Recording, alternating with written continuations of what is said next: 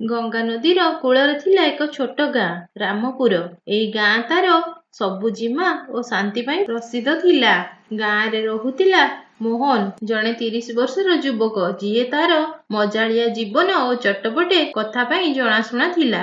କିନ୍ତୁ ଏହି କାହାଣୀର ଅସଲ ନାୟକ ଥିଲା ଚିକୁ, ଏକ ଦୁଷ୍ଟ ବାନର, ଯିଏ ଗାଁର ଗଛମାନଙ୍କ ଉପରେ ଡେଉଁଥାଏ ଓ ଲୋକଙ୍କୁ ହଇରାଣ କରୁଥାଏ। ଦିନେ ମୋହନ ଓ ଚିକୁର ଦେଖା ଏମିତି ହେଲା ଯେ ଗାଁରେ ହସର ବନ୍ୟା ଆସିଗଲା।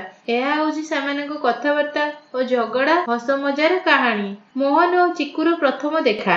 ଉଦୁଉଦିଆ ଖରାବେଳେ ମୋହନ ତା ବଗିଚାର ଆମ୍ବ ଗଛ ତଳେ ଶୋଇଥିଲା। ସେ ସକାଳୁ ବଜାରରୁ ଏକ ଟୋକେଇ ଆମ୍ବ କିଣି ଆଣିଥିଲା ଓ ଏ ଆମ୍ବ ଗୋଟେ ରସାଳ ଆମ୍ବ। ଖାଇବାକୁ ଭାବୁଥିଲା। ଯେମିତି ସେ ଚାକୁରେ ଆମ୍ବଟିକୁ କାଟିଲା, ଗଛର ଡାଳ ଉପରେ ବସିଥିବା ଚିକୁ ଚିତ୍କାର କଲା, ଓ ଭାଇ, ସେ ଆମ୍ବ ମୋର। ମୋହନ ଚମକି ଉପରକୁ ଚାହିଁଲା। ଚିକୁ ଏକ ଛୋଟ ବାଦାମୀ ମାଙ୍କଡ଼ ଡାଳ ଉପରେ ଡେଉଁଥାଏ ଓ ଆଖି ଗୁଜୁରୁଥାଏ। ମୋହନ ହସି କହିଲା, ଆରେ ତୁ ତ ମାଙ୍କଡ଼, ତତେ ଆମ୍ବ ଦରକାର ହେଲେ ଗଛରୁ ତୋଳି ନେ, ଏହା ମୋର କିଣା। ଚିକୁ ମୁହଁ ବଙ୍କାଇ କହିଲା, କିଣା?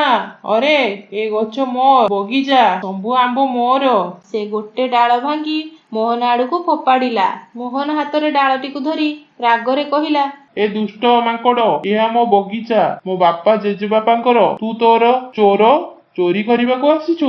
ଚିକୁ ମୋହନର କଥା ଶୁଣି ଆହୁରି ଜୋରରେ ଚିତ୍କାର କଲା। ଚୋର? ମୁଁ ଚୋର? ତୁ ମୋ ଗଛରୁ ଆମ୍ବ ଚୋରିଲୁ, ଆଉ ମତେ ଚୋର କହୁଛୁ?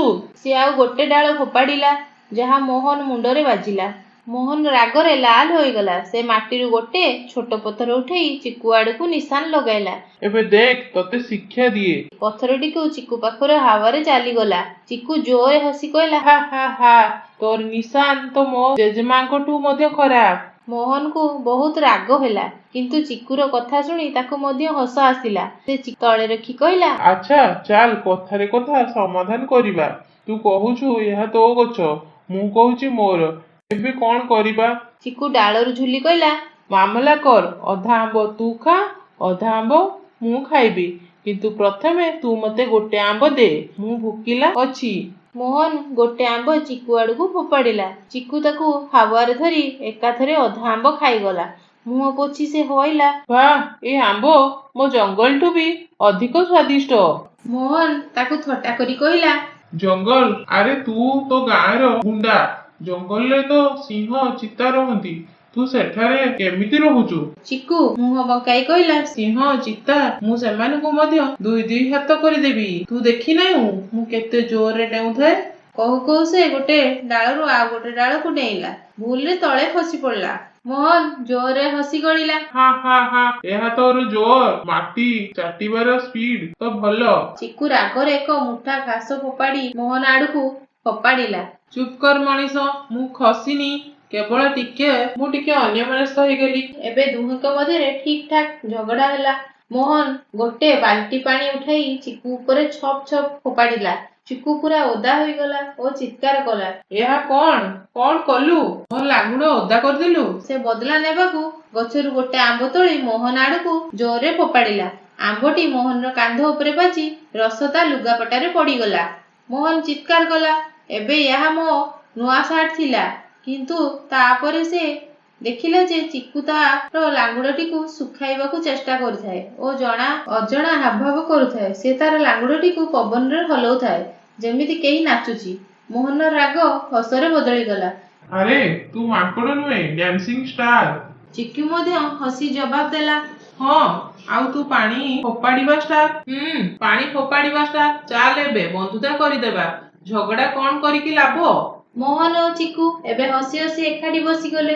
ମୋହନ ତା ଟୋକେଇରୁ ଦୁଇଟି ଆମ୍ବ ବାହାର କରି ଗୋଟେ ଚିକୁକୁ ଦେଲା। ଦୁହେଁ ଆମ୍ବ ଖାଇ ଗପସପ ଆରମ୍ଭ କଲେ। ଚିକୁ କହିଲା ଯେ ସେ ଗାଁର ପିଲାମାନଙ୍କୁ ଡରାଇବାରେ ମାହିର, ଆଉ ସେ ମୋହନ ତାର ସବୁବେଳର କିଛି ମଜାଦାର କଥା କାହାଣୀ ଶୁଣାଇଲା।